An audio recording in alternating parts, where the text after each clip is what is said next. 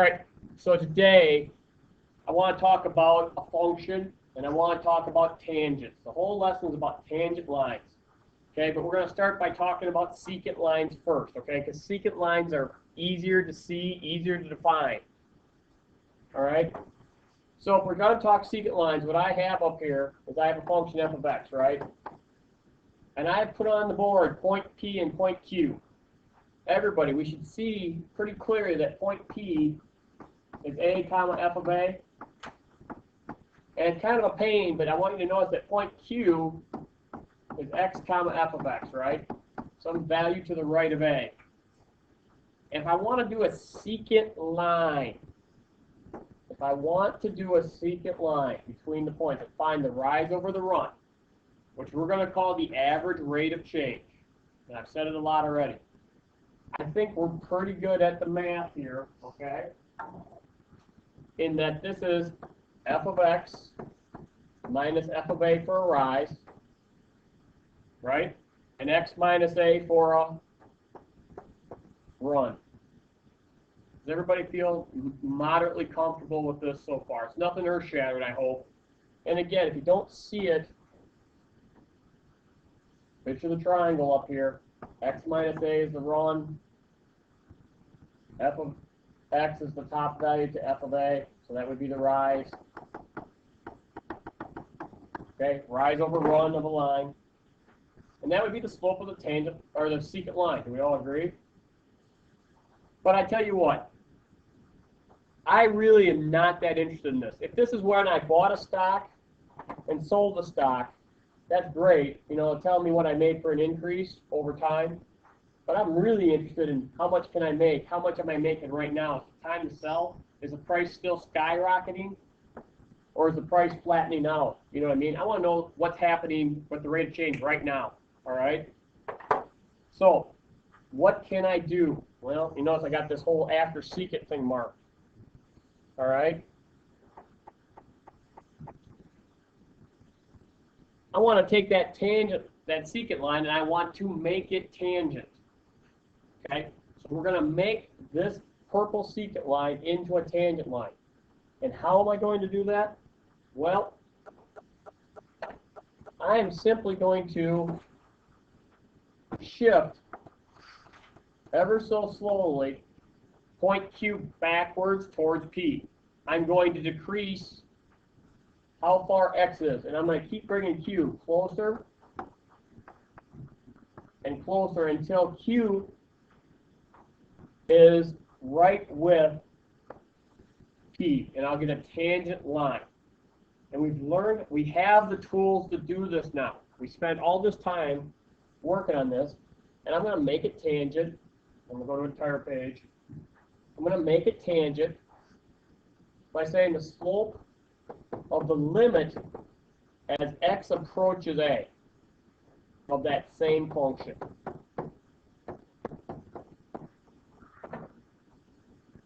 All right? And look what happens to the bottom, right? A minus a. This is a case where we can't just plug the value in. All right? We just can't plug a into our slope equation and find the tangent line. We're going to have to use our methods of check A, factor, conjugate, table. All right? We're going to have to go through those methods. But now, what have I done? I have pulled point Q back to P, and all of a sudden, instead of getting a secant line, which is an average rate of change, I now have a boom, tangent line that is the instantaneous rate of change. How steep is the line right now? And we can approximate a curve with a tangent line. And that tells you a lot about what the situation is. So the question is, how do I apply this, all right? Well, everybody got this? I can find the equation of a tangent line for a curve. And I love f of x equals x squared. And I love 0.11. They're just simple numbers to deal with. All right? Every calc teacher in the world uses this function from this point to teach this, I think. All right. You don't have to have the graph. But tell me, I sure hope we all picture in our heads this. You guys agree? We picture the blue curve. We can picture that point P is at 1, 1. And based on the last thing I said, we're going to put point Q some distance to the right of A, which is 1. And I just said, I can't remember if I wrote this here. Yeah.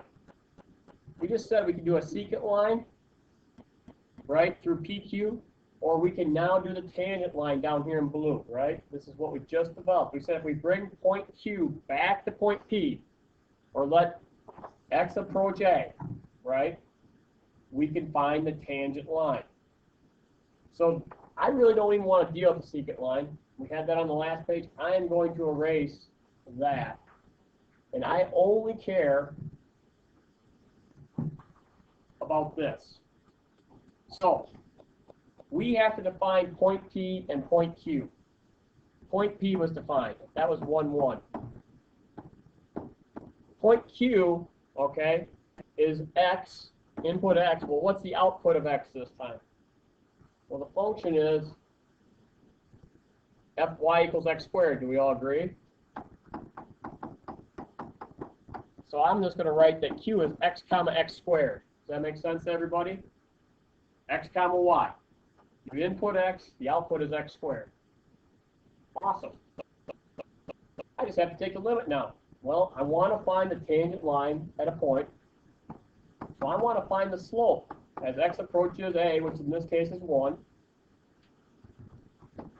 of the function f of X, which we agreed was X squared, or the rise is X squared minus 1, right?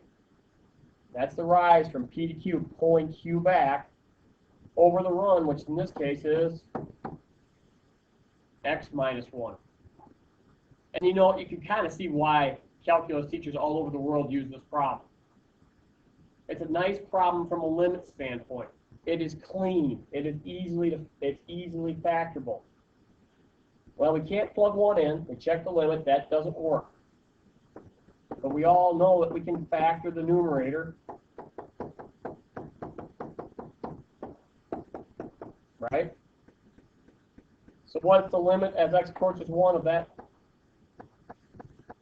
It is, I heard someone whisper, I think Sandy whispered it, or Mooney. Yeah. 2. I heard somebody whisper it. You guys are right. So we just found the slope of that line at that point. The rise over run of the tangent line at that point, at this instant. The slope of the purple line is 2. All right, we love linear lines. Well, think about it. We just found the slope. I didn't ask just for slope, did I? I want the equation. So now we know the slope of the line. What do we need? We only need 2 things to find the equation of a line every time. Slope and a point. And we have the point. It was at 1, 1. All right, Juda, we don't do a lot of point slope form, but it's something we want to learn in calculus because it's so easy. Albany and Monticello, I don't know if you guys do point slope form a lot. Yeah. Did you? All right. So I'm going to bore you guys. We know the slope at point 1 of the tangent line is 2. We know P is 1, 1. Judah, the general form, I write it this way.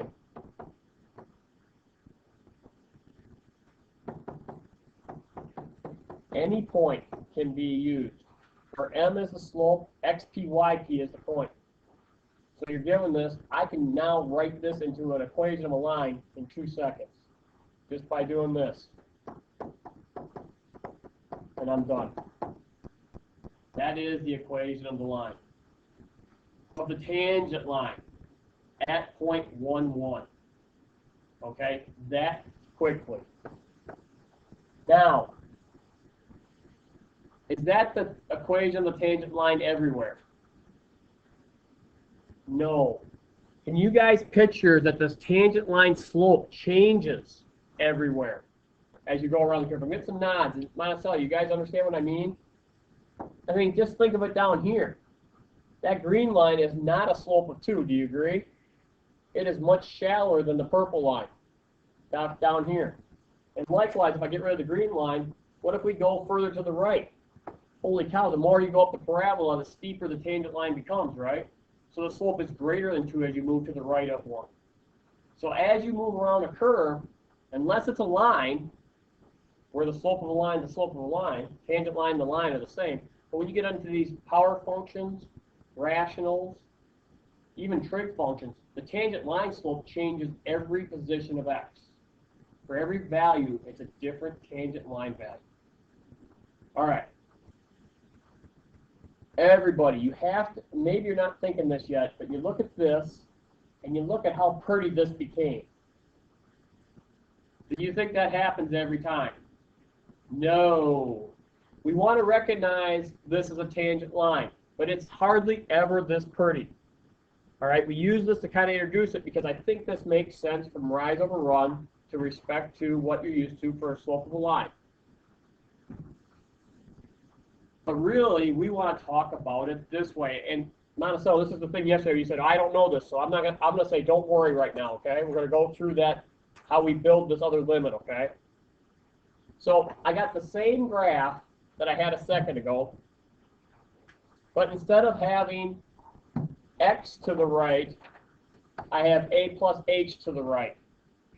All right, instead of having x and f of x, I have a plus h, comma, f of a plus h. So again, if I define my points, point Q is a plus h, comma, f of a plus h. And point P is just a, comma, f of a. And again, hopefully you can see that on the graph, right? It's not the world's greatest graph. And again, I'm going to start by defining the secant line. So if I want the slope of PQ as a secant through both points, it is simply the rise, which is f of a plus h minus f of a, over the run, which I will take the second to write out this way first. A plus h minus a, right? The difference between these two for the run, the difference between these two for the rise. But I am going to back up and erase, because I don't want to leave a plus h minus a. I'm just going to say it's h. That is the run. Does that make sense to everybody? Yeah. Now, it is exactly the same as we just did. If we want to make this secant line into a tangent line, point Q has got to get on its horse and start moving backwards. All right? We want to get Q back to P. So what we want to do is decrease h. In fact, we want to take h to what? Right on. So if we want a tangent line, we want to take the limit, so the slope of the tangent line at point P, the limit as h approaches 0 of f of a plus h minus f of a all over h. Now this is uglier, but this works every time. All right? Even if stuff doesn't factor, this works. All right? We can always find the equation of the tangent line. Now, how about we pick a function that we know is ugly? All right, let's pick one that we know is not going to work pretty for the first method. So I'm going to find the equation of a tangent line again. And I'm going to, I'll rewrite it. I'm going to find the equation of a tangent line to the function f of x equals 3 over x. And this is an example. And I'm going to do it at x equals 3. We'll do something clean. All right? This is a clean point at least. Now, remember, if we're going to find the equation of a tangent line, we need to have two things. We need the slope of the tangent line, which we're going to find, and we need a point. I don't have a point yet. Does everybody see what the point would be, or not yet? What's the point? Well, I said at x equals 3. I think the point is 3 comma 1. Because if I plug f of 3 in, you guys agree that's 1? All right. So even though I said at x equals 3, we have to realize that is some point. And I'm going to call it p again. Keep our notation the same. You don't need a graph. I'm going to make a graph, okay? This is a parent function of 1 over x. The 3 simply stretches it vertically. Do we agree? And I will plot the point, 3, 1. 1, 2, 3. And this is not going to be a great picture. It doesn't have to be. I think it looks like this. All right? Does that make sense to everybody? And I want this. Whew! I want that tangent line right there. I'll call it L. So now I have the point, which I know is 3, 1. I have to find the slope. And again, I can picture point Q over here and pull it back using the limit as h approaches 0 of f of a plus h minus f of a all over h. Every time it comes back to this general form. And I'm going to just flop screens. I'll come back in a second. Because in our minds, we are always picturing this situation. And we are taking a secant to a tangent. If you can make that jump, I think it helps you see it. Now, can you just memorize this? Absolutely. All right. Does it work every time? Absolutely. I see this as a tangent, a secant line PQ where I pulled Q back to P by making the distance between P and Q 0. All right. Now you get to see why Algebra 2 is full of crappy abstract equations. Everybody, if I plug f of a plus h in, do you guys agree that's 3 over a plus h? That's f of a plus h minus f of a is 3 over a. You guys agree? All over h. Well, I can't plug in 0. Do you guys agree at this point? So I'm going to have to find a common denominator. All right, and I'm going to have to add these two rationals. All right.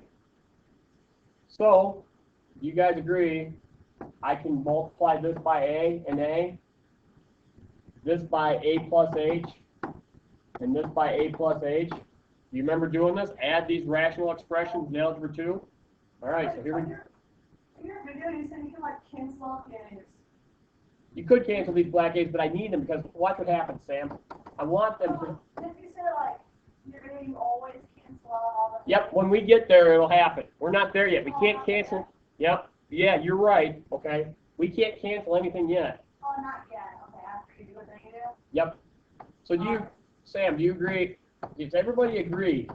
Take a close look at what I write. You have to see what I'm doing here. Does everybody agree with what I just wrote there? Yeah. All right. It is a big rational.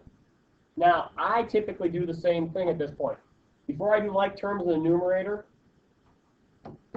I can do anything I want as long as I do it to top and bottom. So I like to get the h out of there. All right. The h always, guys, just flips up and hangs out right there. Does that make sense, everybody, when I bring it in?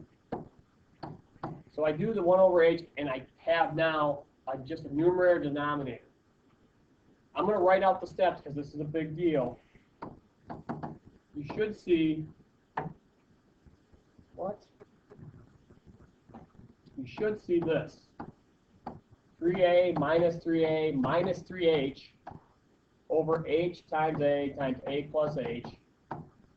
Okay, and the 3a's, and this, Sam, this is what we were talking about. Look what happens to the 3a's. They cancel. And look at what you have left. You have a single term in the top and a single term in the bottom. Now you can cancel, Sam. Boom, boom.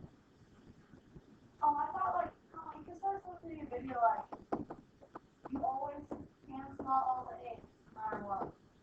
Well, it's all the H's. So if I said A, it's just I misspoke, but I hope I said all the H's. Now, everybody, take a look at what's left. Can I plug the 0 into H now? Yeah. And I get that this is negative 3 over 2a. All right.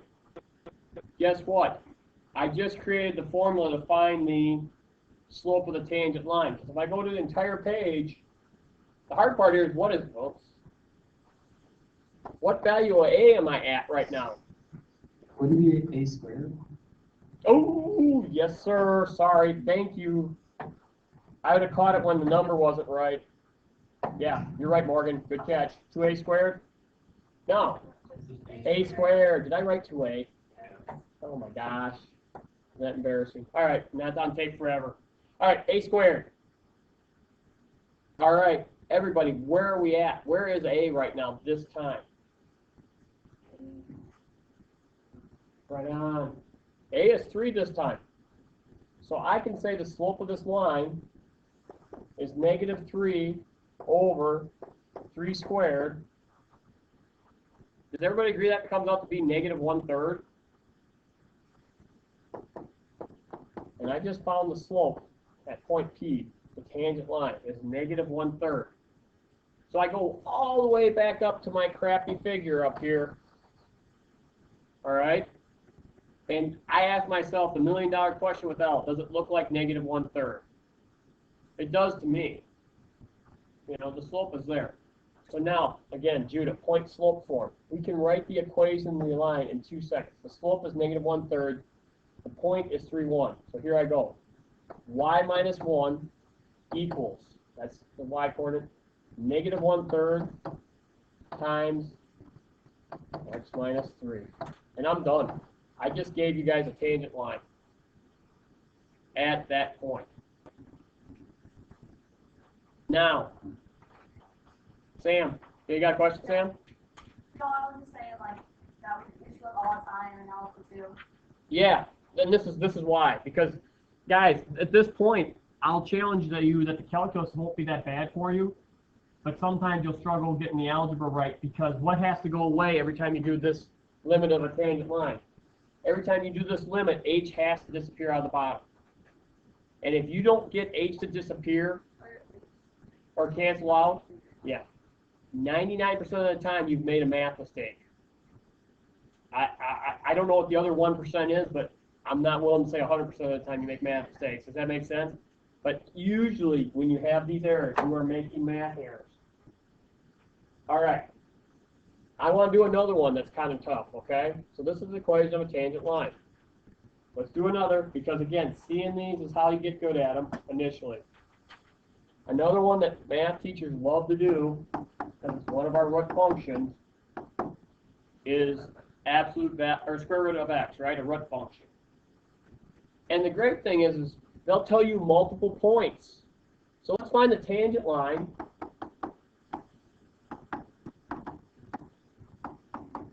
at, how about, and I'll just keep stealing, how about 1, 1, 4, 2, and 9, 3? You guys agree those are some clean points at least? That'll keep it easy. Do we all agree that the slope at these 3 points is different? And does that make, and again, I'll take 1 second to show you. We should be able to picture it.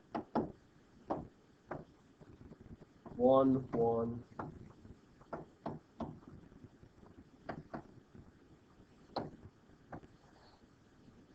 Again, I think you should be able to see the tangent line. Ooh, is that a bad picture? But I think it's getting shallower, right? All right. So we got this curve, and we want to find the equation of these 3 points, okay? Again, I'm going to set up the general form. I know I can find the limit, the slope at some point P of the tangent line, okay, is the limit as h approaches 0 of f of a plus h minus f of a all over h. All right? So, again, I plug in and write my functions for this part and this part. And I make sure my sign distributes into f of a. It doesn't, you don't have to worry about this time, but a lot of times if you have polynomials, you got to make sure both the sign changes in all the terms, right? Distribute the negative. That said, does everybody agree it's just a limit as h approaches 0 of a plus h minus a over h? All right. Can't factor it, do we agree? So what's our next step? If we can't plug in 0, obviously, because it's not gone, you can't factor. What'd you say, Sam?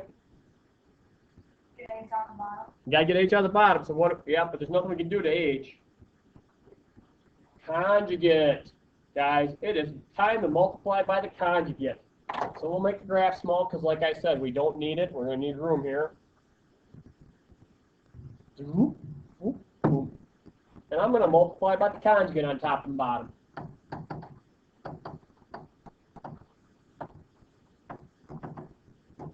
Nope. How about plus? You guys agree that's a conjugate?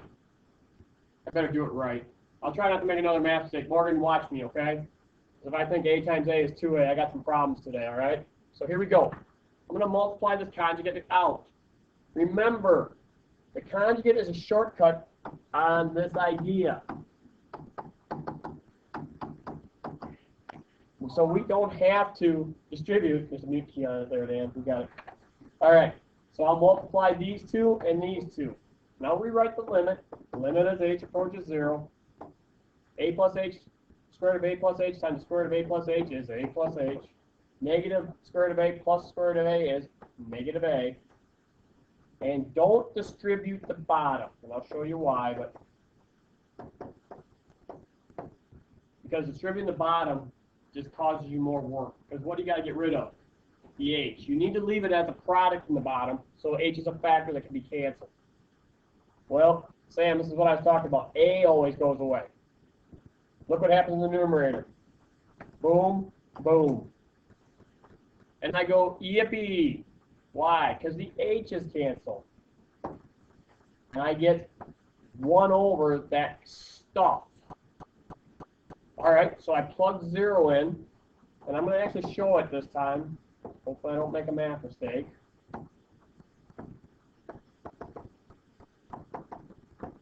This time I'm right. Square root of a plus square root of a is 1 over 2 square root of a. Woo! Can't help myself. And I'm really excited because, again, instead of plugging in the value of a right up at the very beginning, I could have put a number in here, guys, right? I could have put 1, 4, or 9 in there and done this 3 times. That would have sucked. But we would rather do it as variables with a and then plug numbers in at the end. That said, I'll make my table down here. All right? We want to do it as a variable based. I used to do that, guys. I used to teach it by plugging in 1, 4, and 9. You know what I learned? The students just did what I did. So now I show it the way I want it first, and later on we'll plug numbers in and make sense of it, okay? We can always do it variable based. So for 1, 1, here's the point. I'll put P. For the slope this time, do you guys agree it's 1 over 2 times the square root of 1? Or in this case, 1/2. There's the first point. And I guess I can make a column here for the line, because then the tangent line L is just y minus 1 equals 1/2 x minus 1. There's the first tangent line for 1, 1. All right, I'm just going to work my way down the list. 4, 2. The slope this time is 1 over 2 times the square root of 4 because the a value is on the x-axis. So I think we get 1/4 this time. So how about y minus 2 equals 1/4 x minus 4. Could I have Rachel Bender here stating and Krista Hale, please stop by the office before you leave today. Krista Hale, Sierra Stating, and Rachel Bender. Thank you. Everyone have a great night.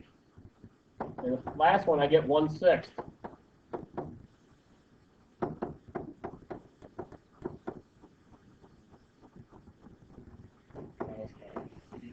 I heard you, yep. And we just found the tangent lines, the equations of them, all right, and what is going on, all right? Now listen, here's the thing.